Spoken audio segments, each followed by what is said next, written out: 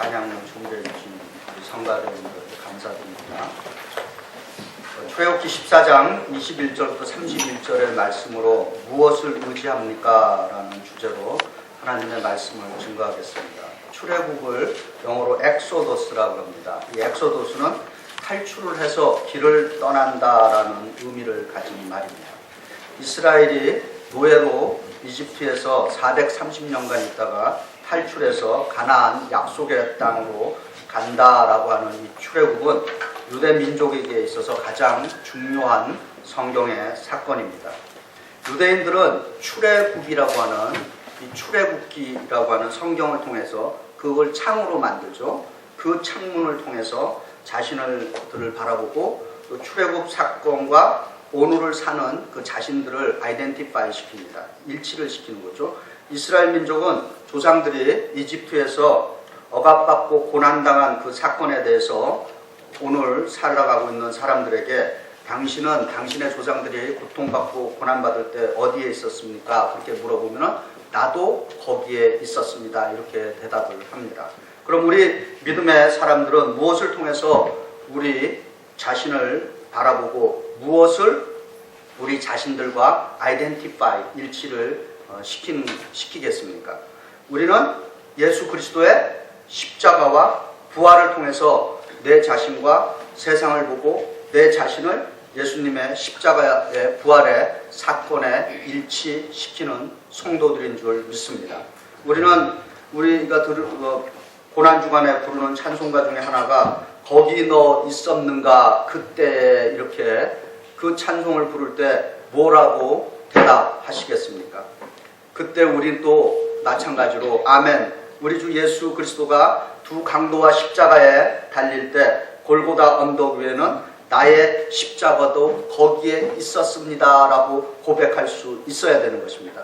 왜냐하면 사도 바울은 자신이 예수와 함께 십자가에 죽었다고 갈라디아서 2장 20절에 이렇게 증언하고 있습니다. 내가 그리스도와 함께 십자가에 못 박혔나니 그런즉 이제는 내가 사는 것이 아니요 오직 내 안에 그리스도께서 사시는 것이라. 아멘. 골고다 언덕에 십자가가 모두 몇 개입니까? 그러니까 4개죠. 지금 얘기했잖아요. 예수님의 십자가, 좌우 양편의 두 강도, 그리고 또 누구예요? 내 십자가. 그래서 모두 4개가 사실은 그 2000년 전에 있는 것입니다. 오늘 본문 출애굽기 14장 28절에 물이 다시 흘러 병거들과 길병을 덮되 그들의 뒤를 따라 바다에 들어간 바로의 군대를 다 덮으니 하나도 남지 아니하였더라가 오늘 말씀의 핵심인 것입니다. 영어 성경은 이렇게 번역하고 있어요. Not one of them survived. 바로의 군대를 다 엎으니 하나도 남지 아니하였더라는 바로의 군대가 바로가 마지막으로 의지하고 굳세게 믿었던 그의 파워, 힘이었던 것입니다. 이 말씀 이후로 출애굽기에 나오는 바로는 성경의 역사의 무대에서 사라지게 되는 것입니다. 결국 바로가 망했다는 말씀인 것입니다. 바로의 전 군대가 바닷물에 수장됨으로써 바로의 이야기는 역사의 무대에서 멸망함으로 막을 내리게 됩니다. 이렇게 멸망하기까지 바로가 완강하게 끈질기게 하나님을 거부하면서 동시에 자신이 의지하고 있던 그 무엇이 있었던 것입니다. 바로가 신뢰하고 바로가 의지했던 것들이 그의 인생에서 오늘 이 성경 출애굽을 보면은 하나하나씩 제거되고 패배되어가는 이야기를 우리가 보게 되는 것입니다. 바로가 의지했던 것들이 하나하나씩 패배당하는 것을 보면서 오늘 우리 각자의 믿음의 공동체 그리고 내 인생에 있어서 우리가 무엇을 누구를 의지해야 하는지를 구체적으로 이 하나님의 말씀이 우리들에게 적용을 시켜주고 있습니다. 과연 바로가 믿었던 것들이 무엇이겠습니까? 출애굽기에 나오는 그 10가지의 재앙이 있습니다. 바로는 그 출애굽기에 나오는 그 10가지의 재앙을 통해서 결국은 이스라엘을 내보내게 됩니다. 그런데 출애굽기에 나오는 그 10가지 재앙은 바로가 의지하고 신뢰했던 것들의 멸망을 고하고 있는 것입니다. 우선 바로가 의지했던 사람들이 있습니다. 그 사람들을 성경은 요술사 혹은 술사라고 번역하고 있습니다. 그것이 첫 번째 대상이에요. 두 번째로는 바로의 가신들이 있었습니다. 그것이 두 번째 의지하는 대상이었습니다. 마지막으로 바로가 의지했던 것은 그가 갖고 있는 막강한 밀리터리 파워, 군대의 파워였던 것입니다. 그것이 차례차례로 멸망해가는 과정을 오늘 성경이 우리들에게 가르쳐주면서 마지막 한 구절이 바로의 군대가 하나도 남지 않았다 함으로써 오늘 성경이 막을 내리고 있습니다. 동시에 이 바로가 의지했던 세 부류, 술사들, 신하들, 군대, 그리고 이것은 동시에 바로가 의지했던 경제적인 파워, 정치적인 파워, 종교적인 파워를 이야기하고 있는 것입니다. 우선 그 바로가 의지하고 있던 그 10가지 재앙을 통해서 바로가 의지하고 있던 그 종교적인 파워, 정치적인 파워, 경제적인 파워가 어떻게 하나하나씩 제거되는지 한번 그 성경을 통해서 또 구체적으로 보겠습니다. 첫 번째 재앙은 애굽인들의 그 생명의 근원으로 경배하고 있던 나일강 자체를 향해서 이제 내려. 이 나일강에는 어떤 신이 지배하고 있었냐면은 크롬이라고 하는 나일의 수호신이 있었던 것입니다. 근데 이 나일의 수호신을 그 재앙을 통해서 하나님께서 제압을 하고 계시는 것입니다. 두 번째 재앙은 무수한 개구리의 재앙. 이것은 풍요의 그 곡식, 다산을 상징하는 애굽의 여신 헷켓에 대해서 하나님께서 쳐부시는 그러한 이야기인 것입니다. 이겼어요. 세 번째 재앙은 땅의 티끌로 변한 재앙은 땅의 모든 신들, 땅의 모든 신을 의미하는 에코라고 하는 그 신에 대해서 처벌하는 것이었습니다. 네 번째 파리 재앙은 케프리라고 하는 그 새똥구리라고 하는 그 신에게 임했던 재앙인 것입니다. 다섯 번째로 임한 재앙은 생축. 이것은 식량, 우유, 우곡 및 운송을 제공하는 그러한 그 경제적인 수단. 그 다음에 악질 재앙. 이런 것들은 이집트 민족에게서는 황소신 아피스가 그들에게 이러한 풍요를 가져다 준다고 생각했습니다. 그러나 이것을 재앙을 통해서 제거했습니다. 여섯 번째 독종 재앙은 하이크라고 하는 그러한 마술과 치료의 신을 아주 무기력하게 만드는 그러한 재앙이었습니다. 일곱 번째 재앙 우박은 하늘의 신 누투를 패배시키는 재앙이었습니다. 여덟 번째 재앙 메뚜기 재앙은 곡물들을 파괴하였고 날씨를 주관하고 있다고 생각하는 여러 신들, 수라고 하는 그러한 대표적인 신들을 쳐부수는 그러한 말씀인 것입니다. 아홉 번째 재앙인 흑암의 재앙은 애굽의 최고의 신인 태양신 라라고 하는 그 태양신을 제거하는 것이었습니다. 마지막으로 우리가 잘 아는 6월절 사건과 관련 있는 장자를 죽이는 열 번째 재앙은 바로 바로의 신성을 공격하는 것이었습니다. 애굽인들은 바로를 생명을 주는 오시리스라고 생각을 했던 것입니다. 그래서 신과 태양신의 화신이 바로 바로라라고 그렇게 믿었던 것입니다. 바로 그 신을 무찌르는 그러한 사건이었습니다. 그런데 바로가 이런 경제적인 파워, 정치적인 파워가 다 제거되었음에도 끝까지 그가 마지막으로 믿었던 파워가 하나 있었는데 그것이 군사적인 파워였습니다. 철석같이 믿고 있었습니다. 그런데 출애굽기 14장 28절은 바로의 군대를 다 덮으니 하나도 남지 아니하였더라 라고 결론을 맺고 있는 것입니다. 바로가 의지했던 파워들은 이 파워들을 오늘 우리가 살아가고 있는 이 현대에 적용을 한다면은 이런 파워로 표현될 수 있을 겁니다. 시간이 되시면 한번 이 책도 읽어보시기 바랍니다. 좀 오래된 책이에요. 리차드 포스터가 쓴 돈, 섹스, 권력이라고 하는 책이 있습니다. 이 책은 바로 이 바로가 갖고 있는 이러한 파워를 오늘 우리의 현대적인 우리들에게 적용한다면 그렇게 적용될 수 있다고 봅니다. 성경에서 예수님께서도 성과 돈과 권력에 대해서 말씀하셨습니다. 물론 예수님의 많은 가르침은 이 물질에 더 많이 집중되어 있습니다. 그리고 역사를 통해서 영적인 부흥운동에 있어서는 돈과 섹스와 권력에 대해서 그 부흥운동들은 항상 해답, 앤서를 제시해 주었습니다. 그 대표적인 것들은 프란체스코 무브먼트, 교황이 프란체스코 교황이라고 하는 게 성 프란시스를 따른다라고 하는 그러한 의미가 있는 거죠. 가난이죠, 거기에 핵심.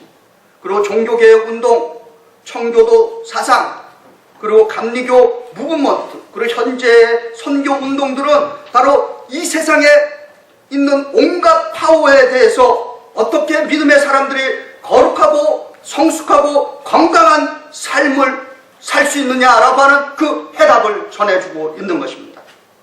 과연 우리는 누구를 의지해야 하겠습니까? 이제 그 구체적인 해답을 성경을 통해서 찾아보고자 합니다. 첫 번째로 시편 146편 3절입니다. 귀인들을 의지하지 말며 도울 힘이 없는 인생도 의지하지 말라. 아멘. 바로는 자기가 데리고 있는 술사들, 가신들, 군대를 의지했습니다. 그런데 바로가 의지했던 것들은 10가지 재앙과 함께 하나씩 제거되었습니다. 오늘 귀인들을 의지하지 말며 도울 힘이 없는 인생도 의지하지 말라라고 하는 것은 사람을 의지하지 말라라고 하는 뜻인 것입니다. 제가 목회를 하면서 20년 이상을 이제 목회를 해오지만은 참 사람을 의지하다가 실망하고 좌절할 때가 여러 번 있었습니다. 그래서 그 사람을 의지하다가 생기는 그 실망과 상처 때문에 항상 기도하는 제목 중에 하나가 사람을 의지하지 않고 오직 하나님만 의지할 수 있게 해달라고 그렇게 여러 번 기도하고 있습니다. 교회에서도 가끔 혜성과 같이 등장하는 분들이 있어요. 그래서 이분과 함께하면 뭐가 잘 될 것 같은데 그때 들려오는 메시지가 있습니다. 사람을 의지하지 말라. 예수 따라가며 복음 순종하며 라고 하는 그 찬송가에 의하면 예수 따라가며 복음 순종하면 우리 행할 길 환하겠네. 주를 의지하며 순종하는 자를 주가 늘 함께 하시리라. 뭐라 그럽니까? 의지하고 순종하는 길은 예수 안에 즐겁고 복된 길이로다. 하나님을 의지하면 하나님께서 사람을 붙여주시는 것입니다. 그러나 우리는 반대로 하고 있습니다.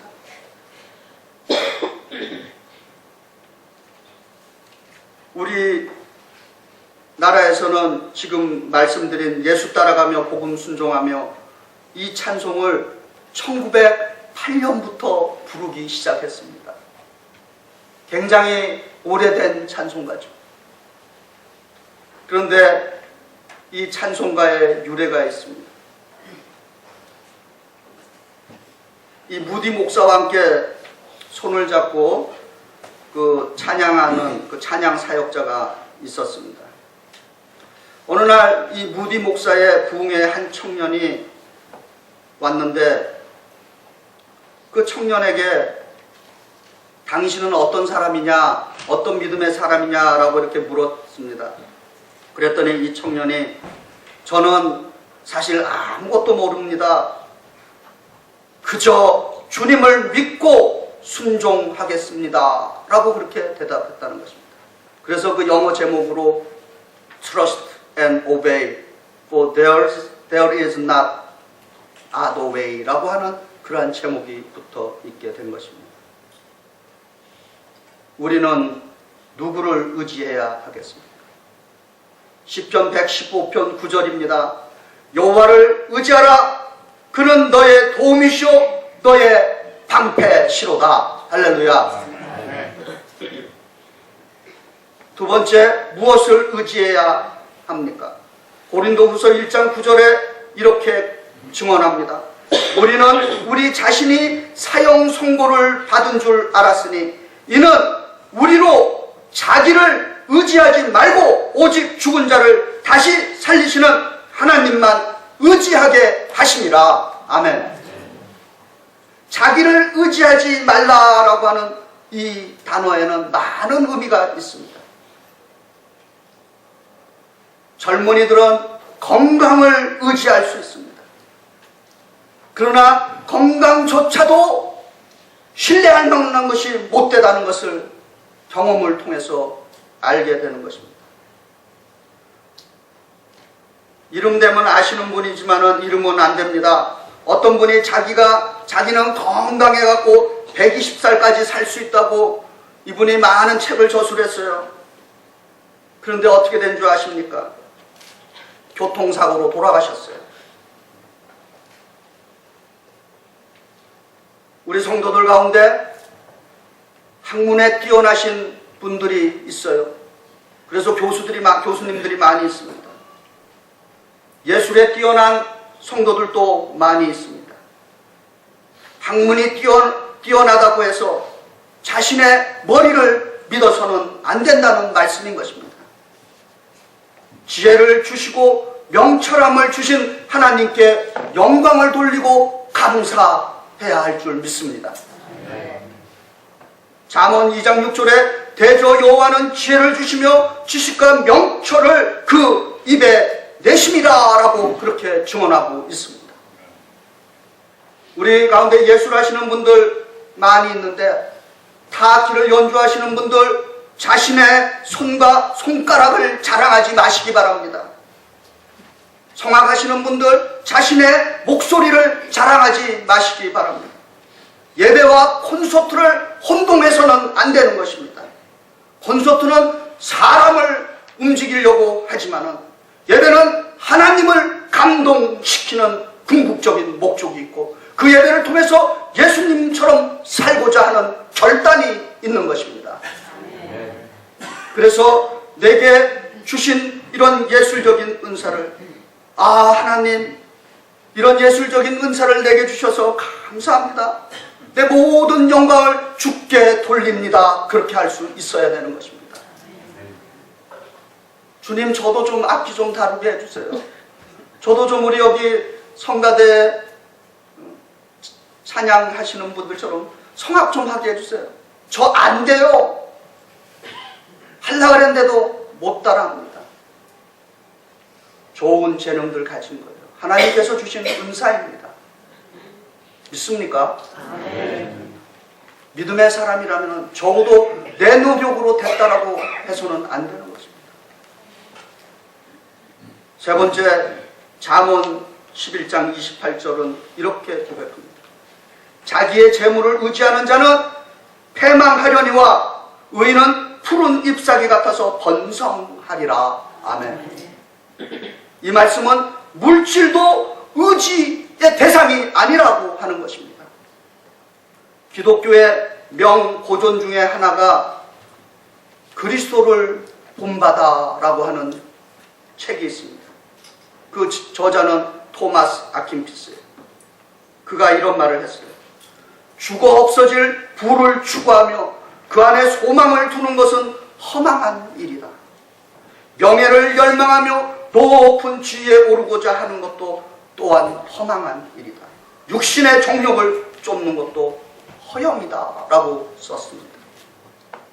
시편 49편 6절과 7절에 이런 증언이 있습니다. 자기의 재물을 의지하는 자들과 돈이 많음을 자랑하는 자들은 내가 어찌 두려워하리요. 아무리 대단한 부자라 하여도 사람은 자기의 생명을 살 수 없고 하나님께 속전을 지불하고 생명을 구할 사람은 아무도 없느니라.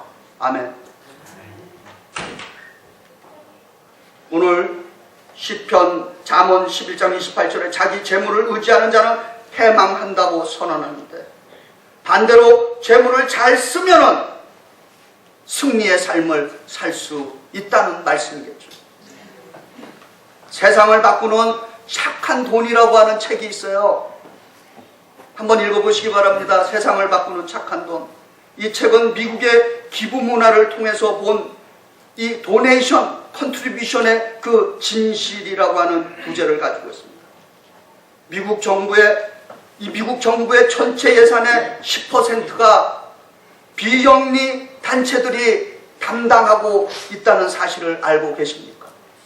이 세계의 어느 나라도 그렇게 막강한 물질을 비영리 단체가 담당하고 있는 데는 미국밖에 없는 것입니다. 최근에 서부 아프리카에서 점령되고 있는 에볼라를 퇴치하기 위해서 각국에서 돕고 있습니다. 저희 연합감리교에는 구제기관이 있는데, 그 구제기관 이름이 United Methodist Committee on Relief라고 그래갖고 약어로 UMCOR, 엄코라고 그렇게 부르고 있습니다. 근데 이 엄코에 지난달 8월 28일까지 엄코가 38만 3천 불을 그랜트로, 도네이션으로 해서 그 시에라리오네과 그리고 리베리아에다가 그렇게 보냈습니다. 그게 한 달 전 일이니까 지금도 계속해서 들어오고 있습니다. 역사학자들은 미국 기부 문화의 기원을 존 윈스롭 청교도 목사의 그 설교에서 시작됐다고 이야기하고 있습니다. 존 윈스롭 목사는 청교도들을 데리고 이 1600년대에 이 땅에 왔을 때 이런 설교를 했어요.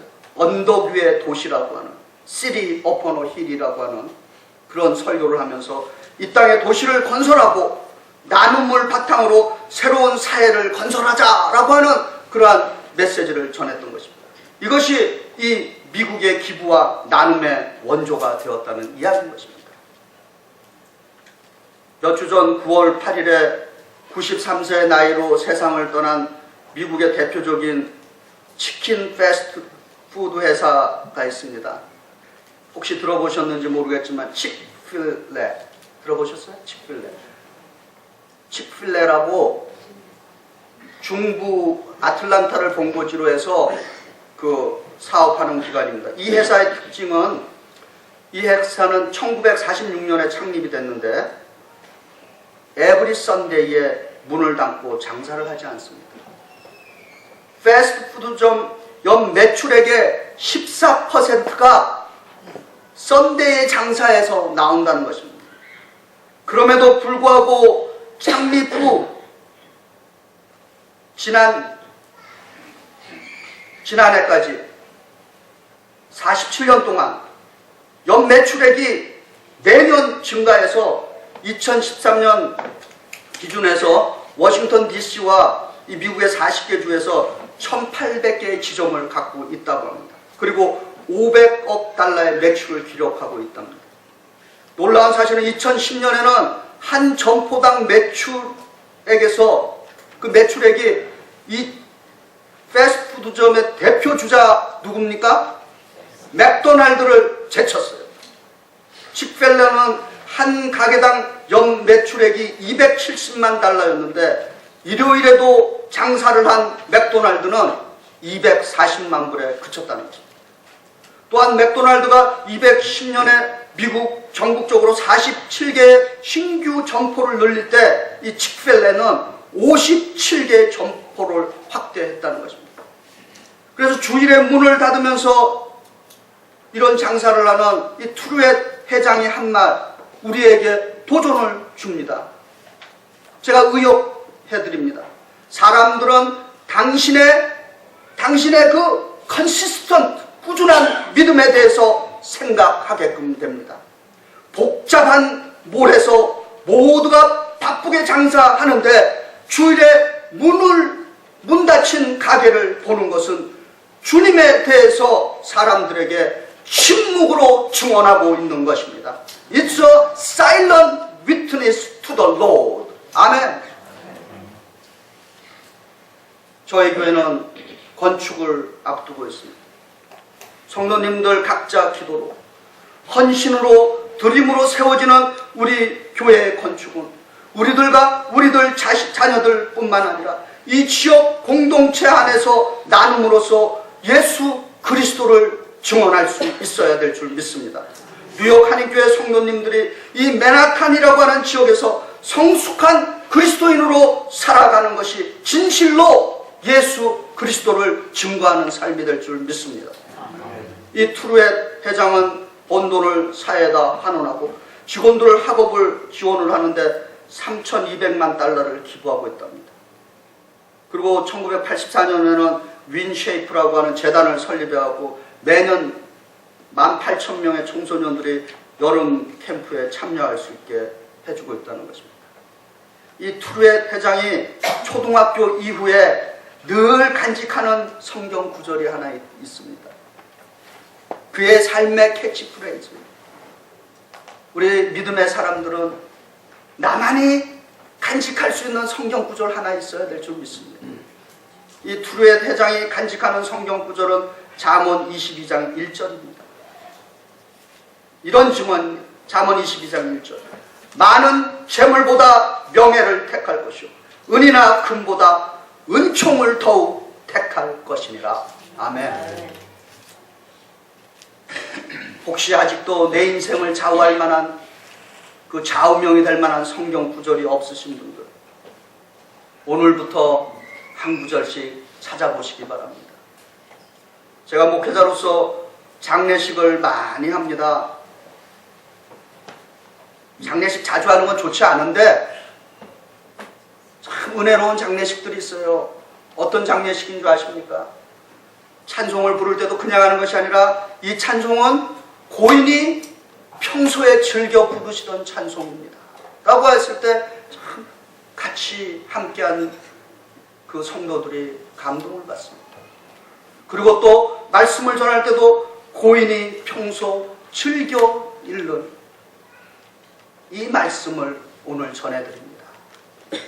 이럴 때 감동이 오게 되는 것입니다. 무엇을 의지합니까? 누구를 의지합니까?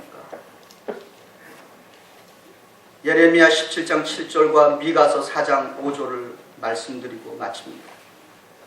예레미야 17장 7절입니다. 그러나 무릇 여호와를 의지하며 여호와를 의뢰하는 그 사람은 복을 받을 것이라. 아멘. 미가서 4장 5절입니다. 만민이 각각 자기의 신의 이름을 의지하여 행하되 오직 우리는 우리 하나님 여호와 이름을 의지하여 영원히 행하리로다. 할렐루야. 재짐에 눌린 사람이라고 하는 찬송이 있어요. 이 시간에 후렴구만 한번 같이 찬송해 보겠습니다. 아카펠로로 하려고 그래요. 피아노 치지 마세요. 후렴구 알려드립니다. 의지하세, 의지하세, 주 의지하세, 구하시네, 구하시네, 곧 구하시네. 외우셨어요? 우리 성가대에서 한번 같이 해주시면 따라하겠습니다. 제가 이게 음을 이렇게 잘 못 잡아요. 그렇지만 한번 부탁합니다. 자, 의지하세, 의지. 제가 한번 해볼 테니까 한번 먼저 할게요. 의지하세, 의지하세, 주 의지하세. 구하시네, 구하시네, 구하시네, 구하시네. 한 번 더. 의지하세, 의지하세, 주 의지하세, 구하시네, 구하시네,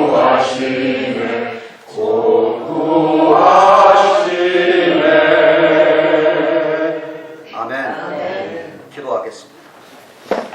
사랑과 은혜가 충만하신 하나님, 오늘 하나님의 말씀을 통해서 바로가 의지했던 것들, 얼마나 허망한 것들인 것을 저희들이 이해하고 깨닫게 하여 주신 줄 믿습니다. 아버지 하나님, 저희들 인생 살아가면서 오직 주만 의지케 하여 주시옵소서. 주님, 오직 주만 바라보게 하여 주시옵소서. 주를 의지할 때 주께서 우리가 필요한 사람도 제공해 주시고, 우리가 필요한 물질도 제공해 주시고, 우리가 필요한 모든 것들 넉넉하게 채워 주실 줄 믿습니다. 주님, 우리의 삶이 다하는 그 시간까지 오직 성부, 성자, 성령, 여호와 하나님 한 분만을 의지케 하여 주시옵소서. 우리 주 예수 그리스도 이름 받들어 감사하며 기도드리옵나이다. 아멘.